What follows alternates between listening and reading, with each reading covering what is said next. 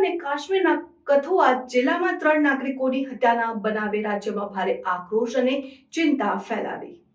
જમ્મુ અને કાશ્મીરના કથુઆ જિલ્લામાં તાજેતરમાં 3 નાગરિકોની હત્યાના બનાવે રાજ્યમાં ભારે આક્રોશ અને ચિંતા ફેલાવી છે। આ ઘટનાને પગલે કોંગ્રેસ ધારાસભ્ય નિઝામુદ્દીન પટેલ જમ્મુ અને કાશ્મીર વિધાનસભામાં આ મુદ્દે ચર્ચા કરવા માટે સ્થગન પ્રસ્તાવ રજૂ કર્યો છે। તેમણે જણાવ્યું કે કથુઆ ઘટનાને લઈને મેં વિધાનસભામાં સ્થગન પ્રસ્તાવ રજૂ કર્યો છે। અમે આ પરિસ્થિતિ પર ચર્ચા કરવા માંગીએ છીએ। મામલો ગંભીર છે। આ ઘટના બાદ જમ્મુ અને કાશ્મીરના લેફ્ટનન્ટ ગવર્નર મનોજ સિન્હાએ ઘટનાની સંપૂર્ણ અને પારદર્શક તપાસના આદેશ આપ્યા છે। તેમણે કહ્યું, બિલાવાર કથુઆમાં 3 નાગરિકોની હત્યાની ઘટનાની સંપૂર્ણ અને પારદર્શક તપાસ કરવામાં આવશે।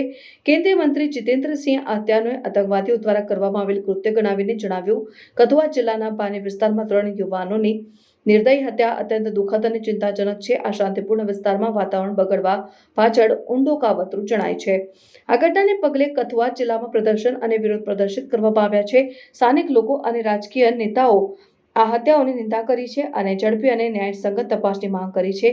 પોલીસે સુરક્ષા વ્યવસ્થા કડક કરી છે અને ઘટનાની તપાસ ચાલુ છે। कठुआ में मैंने एडजोर्नमेंट मोशन लाई है। देखते हैं क्या होता है। क्या कंसर्न क्या है आपकी? आज आप क्यों एडजोर्नमेंट मोशन ला रहे हैं? वहाँ डिस्कस करनी है। वो सिचुएशन बड़ा गंभीर मामला है।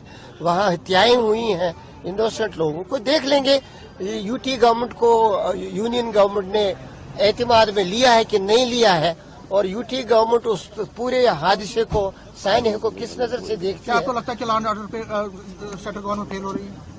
I can't make a comment on that. फिर एडजोर्नमेंट मोशन क्यों? Adjournment motion is to discuss its humanitarian part and the confidence of the state government.